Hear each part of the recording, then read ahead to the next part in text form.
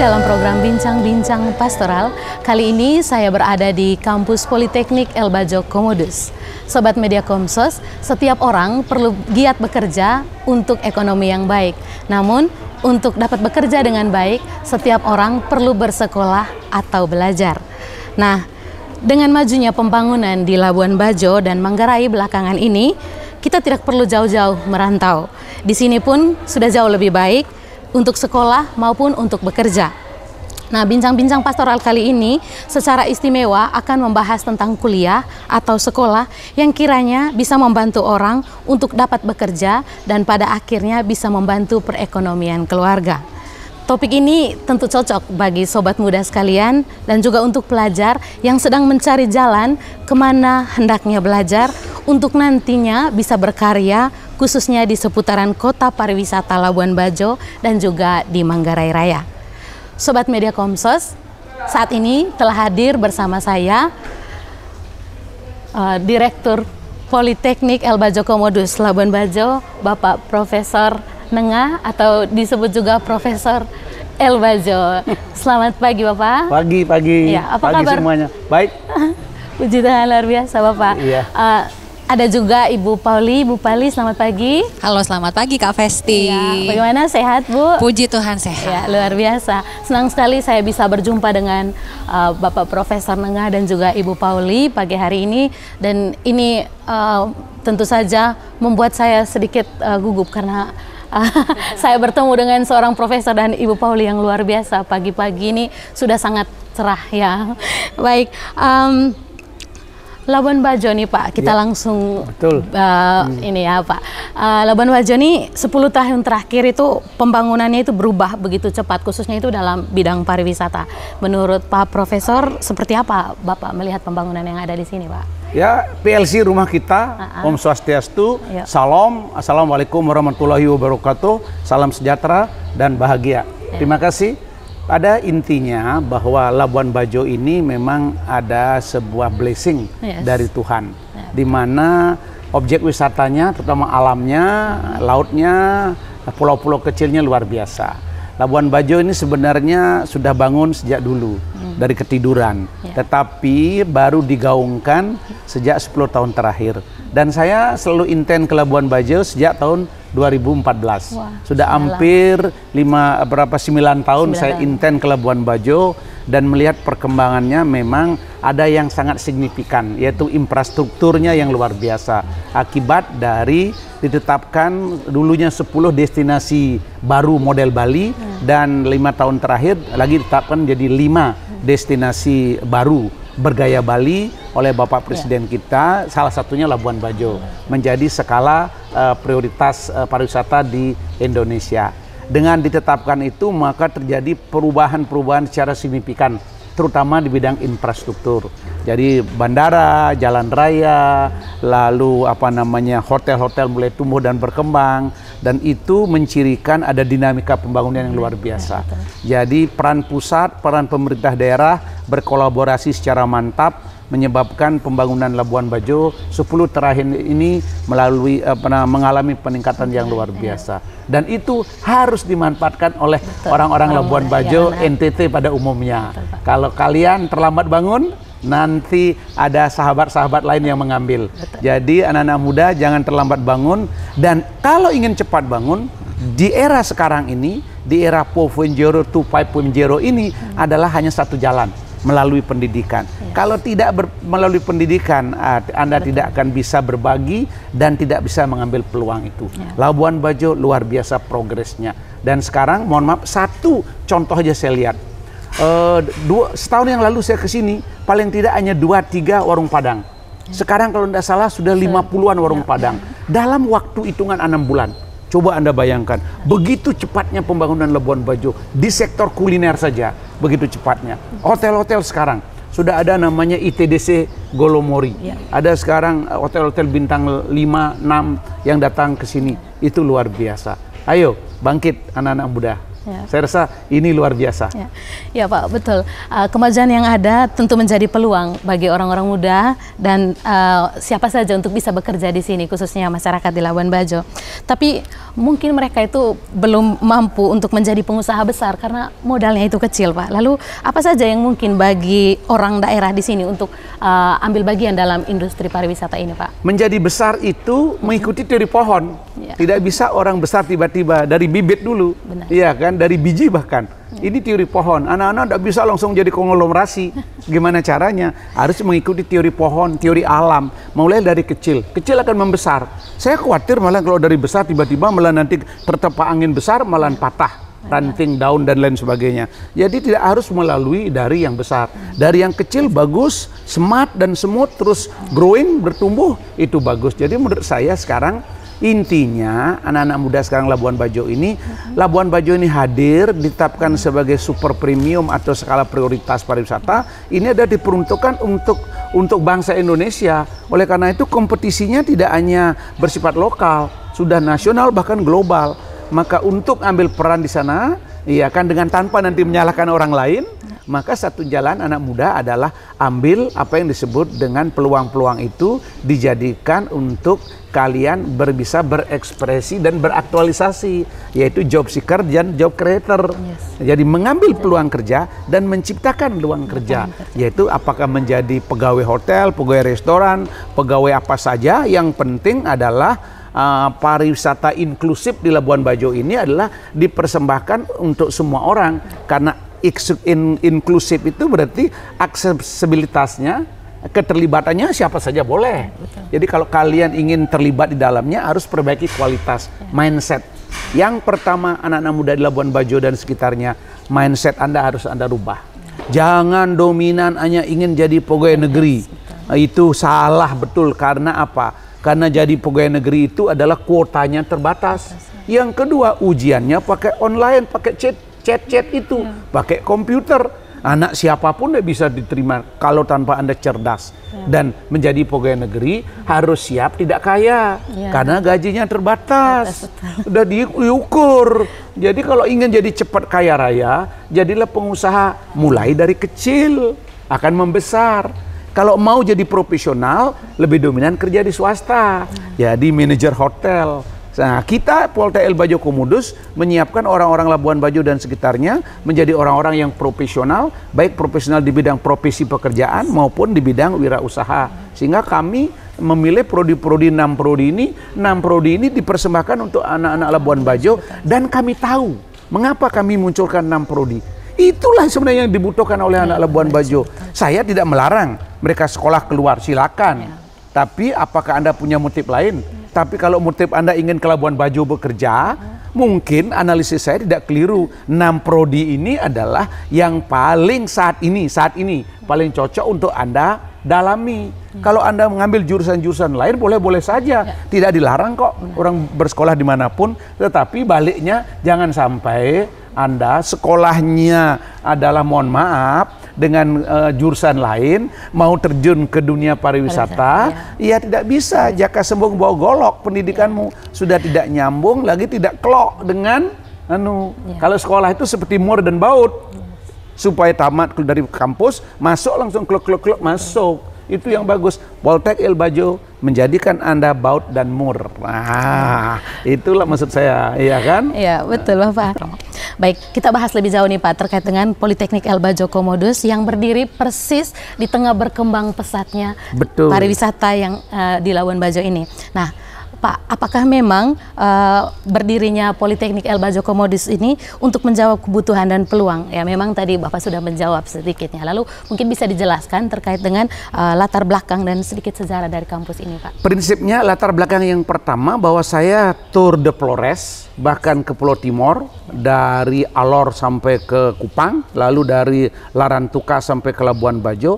Kok aneh? Seluruh kabupaten ada perguruan tinggi. Kenapa kalau Labuan Bajo enggak ada? Karena saya kan menjelajahi NTT ini kan 2014. Sampai Alor, Rote, semuanya, Malaka dan lain sebagainya. Tapi mengapa kok satu kabupaten yang terpencil saja, ya Rote Endau, ada universitas. Lalu di Pulau Alor ada universitas dan ada perguruan tinggi lain. Kenapa kok Labuan Bajo yang begitu strategik dan penting dan dikenal dengan binatang langkanya Komodo, kok tidak ada perguruan tinggi? Aneh. Makanya saya ketemu Pak Bupati dan langsung menghadap. Pak Bupati, cita-cita saya ingin membangun perguruan tinggi di Labuan Bajo. Dan kalau Bapak setuju, berikan kami rekomendasi. 2017 itu saya ngomong begitu. Lalu saya ajak Ibu Nopi, kalau mau Ibu membangun perguruan tinggi di Labuan Bajo. Ini opportunity-nya sangat bagus. Walaupun memang tantangannya banyak. Karena kan masyarakat Labuan Bajo kan mungkin masih belum terbiasa untuk sekolah di dalam wilayahnya sendiri, masih ingin keluar. Itu sih tidak ada larangan, boleh-boleh saja. Tapi kita deketin sekarang. 2018 keluar izin 4 April kita bangun dengan 3 prodi kebutuhan, betul-betul kebutuhan yang sangat-sangat esensial dan mendasar, perhotelan terutama diploma 4 atau sarjana terapan, lalu operasional perhotelan diploma 3 kita bangun, dan ekowisata. Karena kita mengapa membangun ekowisata? Karena di sini kan destinasinya kepulauan. Siapa menjaga laut, siapa menjaga pantai, siapa melestarikan gunung, melestarikan lingkungan dan lain sebagainya. Kita support dari segi ekowisata. Jadi kami membangun 3 prodi dulu waktu saya masih menjadi koordinator Kopertis atau kepala LLDT mensupport. Ini adalah motifnya ada. Begitu 2019 kita kembangkan, kita dorong lagi Ibu Nopi, Ketua Yayasan Bangkit Anak Negeriku untuk menambah 3 prodi. 3 prodi pun top mantap. Lalu marketing internasional, S1 terapan, marketing internasional. Lalu S1 terapan akuntansi perpajakan. Lalu kita bangun lagi diploma 3 TI. Coba Ibu bayangkan. TI itu menjawab semua tantangan. Semua industri butuh TI. Semua industri butuh perpajakan, ahli perpajakan dan accounting. Semua industri butuh marketing. Mana ada industri tanpa butuh marketing? Jadi kalau tidak ada marketing, mana gimana penjualan meningkat? Jadi kami itu membangun 6 prodi ini, kami benar-benar persembahkan untuk anak-anak muda Labuan Bajo, terutama anak-anak Labuan Bajo yang tidak gengsi, hanya sekedar mencari sesuatu yang belum tentu ada peluangnya. Sekali lagi, saya dan Ibu Nopi selaku Ketua Yayasan memilih prodi dan mendidik anak-anak adalah bagaimana saya mencetak anak-anak ini, makanya vokasi antara baut dengan mur. Jadi begitu ini pemerintah membangun namanya baut dengan pariwisata sebagai destinasi super superium, lalu banyak hotel, saya produksi bautnya begitu, nomornya terklok, terkena lah semua. Dan jujur 2 kali periode meluluskan, tidak ada yang nganggur. Ini adalah satu bukti, ada yang jadi pengusaha, Bu Paulia, ada yang menjadi jadi pekerja. Bahkan anak-anak kami yang sekarang jujur belum tamat udah ada yang mau ngontrak, ada mau diambil. Mereka umumnya pada mau menamatkan dulu. Dan kita sekarang tidak main-main. Dalam waktu berapa lama lagi kita akan launching lagi satu upaya, yaitu industri produksi air mineral untuk pabriknya, untuk membantu teman-teman sebagai teaching factory. Sekarang 6 bulan lalu sudah kita launching restoran Senja Eatery sebagai bentuk apresiasi kita untuk teaching factory mahasiswa. Lihat sekarang Bapak dan Ibu sekalian, buktikan, datang ke Senja Eatery, restoran kami. Mahasiswa sudah semuanya bekerja sana. Jadi kita tidak mencetak omong-omong, kita mencetak orang punya namanya kompetensis. Dan kita ajarin paling tidak di sini, mohon maaf Ibu, ya Bu Polia, kita ajarin 8 kompetensis. Human skill kita ajarin. Lalu namanya conceptual skill kita ajarin, design skill kita ajarin, managerial skill kita ajarin, technical skill kita ajarin, soft skill kita ajarin, bahkan spiritual skill. Karena setiap Jumat di bulan pertama kita ada misa di sini. Itu adalah bentuk apresiasi kita membangun namanya spiritual skill. Saya rasa karakter building anak-anak kita, senyum aja saya tungguin di depan. Mana ada direktur pagi-pagi duduk di depan, berdiri di depan. Kamu harus senyum. Senyum pun saya ajarin. Itu artinya iya kan? Saya langsung turun tangan, turun bahasa. Setiap saat saya ke ruangan berbagi sama anak-anak. Jadi bukan dosen saja yang saya suruh ke ruangan. Saya setiap saat ke ruangan ngecek and recheck. Saya ingin pompa anak-anak semangatnya. You harus jadi orang. Jangan you tinggalkan peluang di Labuan Bajo. Kamu melihat gajah di seberang, kamu lihat semut di seberang, kamu lihat gajah di pelupuk mata kamu tidak kamu lihat. Nah, itulah teori saya mengajarkan. Ya begitu cara saya, Bu. Terima kasih Pak. Bu Pauli mungkin menambahkan. Iya, menyambung tadi kalau istilah Pak Direktur, Pak Prof menyampaikan tentang baut dan mur ya, seperti itu. Mungkin kalau rekan-rekan banyak mendengar tentang link and match, itulah yang kami kerjakan di sini. Jadi kami tidak mendidik mahasiswa ini untuk kemudian nanti bingung-bingung cari pekerjaan ketika sudah mau lulus. Tapi yang seperti tadi Pak Direktur sampaikan, dari sejak awal, mulai dari kurikulum yang ditetapkan, apa yang mereka pelajari, praktiknya, kemudian kami juga mendatangkan mitra-mitra dari industri sebagai dosen tamu, dosen industri. Jadi di situ sudah terjadi hubungan istilahnya seperti itu kalau tadi bahasanya. Bahkan ya, kurikulum kita hampir 30-70 loh Bu. Betul. 30 teori Bu. Teori ya, 70%-nya praktik. Sehingga apa namanya internshipnya atau magangnya 2 semester 2 semester, betul. Untuk yang S1, untuk yang sarjana terapan. 2 kali. Yang diploma sekali ya. Betul. Belum lagi praktek di kampus. Iya. Jadi ini harapannya memang betul-betul mempersiapkan mahasiswa kami untuk siap terjun di dunia kerja, dunia industri, bahkan yang tadi Pak Direktur sampaikan dunia usaha. Artinya kami pun memberikan mata kuliah kewirausahaan yang kemudian mendorong, menstimulasi untuk adik-adik ini bisa mempunyai usaha. Bukan hanya di mata kuliah saja Kak, tapi kami juga punya UKM ya, unit kegiatan mahasiswa di bidang kewirausahaan juga. Dan itu jelas sudah ada produk-produknya, mereka juga memasarkan. Jadi betul-betul kita mencetak mahasiswa ini yang tidak gugup dan gagap ketika mereka nanti terjun ke dunia kerja. Tidak gaptek gitu. Betul sekali. Iya, tapi justru yang ada adalah ketika mereka masih semester 3 ya Pak ya, semester 4 itu udah ditaksir nih Kak. Ditaksir Bu nih sama oleh industri. Oleh dunia industri. Malah kadang-kadang merekanya nih yang kadang, aduh bagaimana Ibu, kami masih mau fokus kuliah. Tapi dari industri sampaikan kami sudah mau kontrak langsung bahkan nih. Ada yang mau kasih beasiswa lagi. Betul sekali. Ya baik, memang saya juga punya pengalaman, ada beberapa adik yang setelah praktek itu padahal harusnya kan kembali lagi ke kampus, tapi masih dipanggil juga untuk kerja di hotel-hotel. Dewe, ya bagus ya, berarti Politeknik El Bajo Komodos ini benar-benar menjawab kebutuhan kita di Labuan Bajo ini. Tapi satu hal saya tambahin Bu Poli tadi itu, yang paling kita bangun pertama itu apa? Saya merubah grooming anak-anak sini.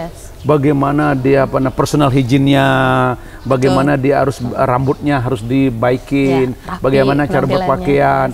Paling pertama itu senyum. Saya tungguin di sana di patung komodo itu. Harus senyum. Gigimu gingsul, bagus. Kalau kamu ketawa, bagus. Jangan ditutup-tutupi, saya bilang gitu. Jadi dari hal yang kecil kita perhatikan Bu Poli ya. Iya, karena sangat penting untuk membangun tingkat kepercayaan diri mereka. Karena mereka punya potensi, hanya seringkali tertutupi karena kurang percaya diri. Nah ini yang betul-betul di kampus nih kami bangun. Sampai saya berikan contoh satu hal. Kulit kalian kan hitam, sama dengan kulit saya. Kalian jangan merasa rendah diri. Modalnya cuma satu kok. Kalian senyum, semua orang bilang hitam manis. Hitam manis. Jadi kalau kulit kita hitam, jangan cemberut terus. Nanti tidak ada yang nyebut hitam manis. Jadi modal kulit hitam pun seperti saya ini senang karena tinggal senyum saja. Itulah saya ibaratkan. Jadi kalau sekolah ke Poltek El Bajo Komodos ini dengan modal semangat, dengan modal percaya diri, dengan modal keyakinan, kamu akan menjadi hidup kamu lebih bagus karena peluang kerjamu menunggu. Betul sekali. Oleh sebab itu tagline kampus kami, Your Window to Endless Possibilities. Kenapa sih? Karena kami ingin menghantarkan mereka ke banyak sekali kemungkinan, ke banyak sekali kesempatan yang ada. Dan melihat yang tadi Pak Direktur sudah sampaikan juga tentang peluang-peluang perkembangan di Labuan Bajo. Ini yang perlu dicermati oleh masyarakat. Jangan sampai yang tadi disampaikan ya, mungkin karena selama ini yang ada di mindsetnya ini kalau kuliah harus keluar nih gitu ya. Padahal nanti ketika mereka kuliah di luar 3 tahun, 4 tahun kembali ke sini udah hilang. Iya, kesempatan kerjanya ini sudah diambil sama yang di sini. Yang paling lagi begini. Kalau memang tugas kuliah keluar adalah mencari bidang ilmu yang kemungkinan nanti bisa klik dengan Labuan Bajo, enggak apa-apa. Tapi ngambilnya asal dapat, begitu balik, satu sudah kehilangan kesempatan, yang kedua ijazahnya atau skillnya enggak dibutuhkan. Lalu saya khawatir jangan sampai orang lain atau sahabat-sahabat kita dari luar duluan membaca. Lulus itu sebagai tuan rumah, sebagai host, terlambat. Udah terlambat apa mau dikata. Dan itu sering terjadi kepada daerah-daerah yang baru berkembang, yang masyarakatnya yang lokal masih wait and see, terus diem saja. Orang luar sudah bukan wait and see aja, sudah langsung gerak cepat, gercep. Betul. Dan itu tadi artinya kalau masyarakat mencermati ketika mereka nanti bergabung di sini, kuliah di sini, itu sebetulnya such a privilege, itu sebuah keistimewaan, hak istimewa. Kenapa? Karena banyak yang dari luar nih, misalnya mereka kuliahnya perhotelan juga atau pariwisata juga, tapi di luar. Mereka ingin praktik di hotel-hotel bintang 5 di sini. Yang di sini mengutamakan mahasiswa-mahasiswi kami.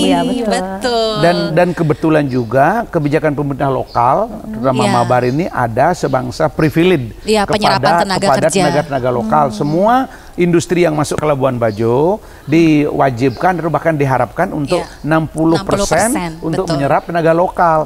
That is opportunity for the young generation in Labuan Bajo. Persoalannya orang Labuan Bajo mau nggak? Saya sampai ngomong gini, kalau enggak saatnya sekarang kita keluar, nanti kapan keluar? Ayo, kamu keluar masih biaya orang tua. Lebih bagus sekolah di sini, nanti kalau kamu udah kerja, kalau kamu kerja di chain hotel misalnya, tidak perlu kamu pakai biaya sendiri, kamu udah keliling dunia nanti bisa. Karena kamu dengan biaya-biaya dari pihak perusahaan. Ya kan kalau di chain hotel.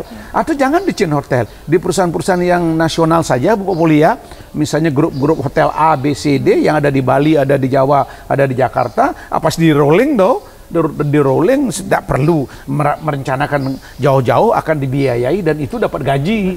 Sekarang ini spend lot of money, spend lot of money, but what happen after that? Ya itu.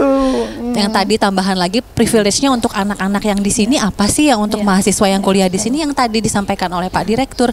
Jadi bukan hanya direkrut tapi ketika ada event-event besar, kita tahu sendiri tahun lalu kita ada event G20 di sini, ada beberapa side event, anak-anak kami mendapatkan ada maraton dulu. Kesempatan betul untuk terlibat, bukan hanya untuk bagian-bagian yang seperti misalnya di bagian FB-nya dan lain-lain, tapi untuk LO-nya seperti itu, mendampingi delegasi-delegasi. Jadi ini sebuah kesempatan, peluang, kemungkinan yang tidak didapatkan sebetulnya ketika mereka tidak. Ini boleh Asian Summit kita sudah diminta oleh hotel-hotel.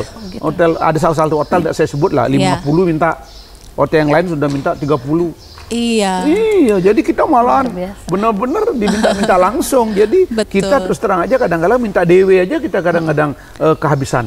Iya, DW. Udah sampai ngantri nih industri yang meminta. Pas kalau peak session atau high session di Labuan Bajo ini kita ini kehabisan stok istilahnya. Soalnya mahasiswa baru semester 1 kadang-kadang kita dorong dengan tambahan-tambahan sulapan yang sifatnya crash program. Jadi saya tidak ada masalah buat namanya crash program anak-anak supaya dididik bagaimana caranya. Tapi itulah upaya-upaya kita karena kita hadir di sini berbasis cinta, mencintai anak-anak muda Labuan Bajo. Baik, Pak. Ini yang terakhir nih Pak. Sudah banyak sekali dan luar biasa tadi ini. Apakah ada tawaran beasiswa atau promosi lain? Kita di sini ada 2 beasiswa, beasiswa internal dan eksternal. Internal itu dari yayasan. Dan mohon maaf, ada juga beasiswa dari eksternal.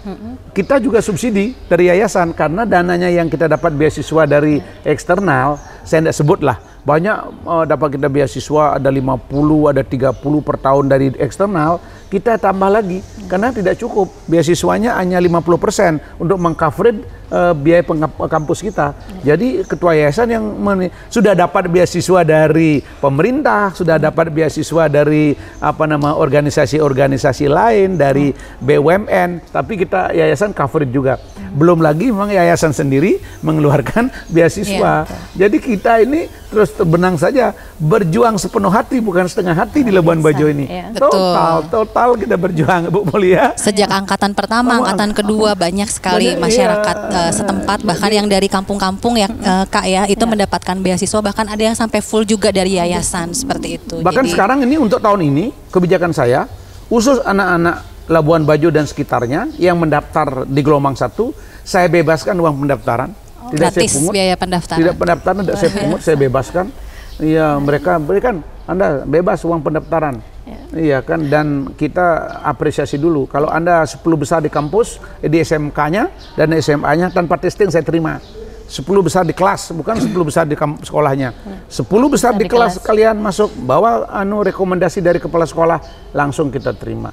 Bahkan sekolah-sekolah yang kita ajak MOU, sekolah-sekolah yang ajak kita MOU, mohon maaf, kita bukan memberikan, kita berikan fasilitas lebih. Semua mahasiswanya, siswanya yang tamat, yang kita ajak MOU, kalau sekolah ke sini, kita terima langsung. kita tidak main-main karena MOU itu bentuknya tidak hanya di atas kertas. Bagaimana kita aktualisasikan Bu Poli ya?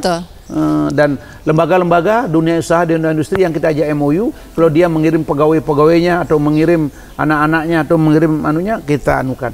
Ke depan seluruh anak dosen, anak pegawai kita gratis sekolah saya di sini. Kalau kampus kita makin berkembang. Jadi ya dosen pun anak-anak pegawai ya, jangan sampai bayar kalau sini gratis semua. Itu adalah bentuk kami mengaktualisasikan visi dan misi yayasan yang concern pada peningkatan SDM. Dan perlu saya tambahi, jangan kita berpikir bahwa banyak lahan, banyak tanah punya, lalu nanti kita jual, lalu kita jadi orang kaya. Orang Singapura tidak punya apa-apa, orang Singapura sawah tidak punya di Singapura, kebun tidak punya, apa-apa tidak punya di sumber daya alamnya, tapi karena sumber daya manusianya bagus, mengalahkan negara-negara yang penuh sumber daya alamnya. Jadi Labuan Bajo juga harus berpikir begitu.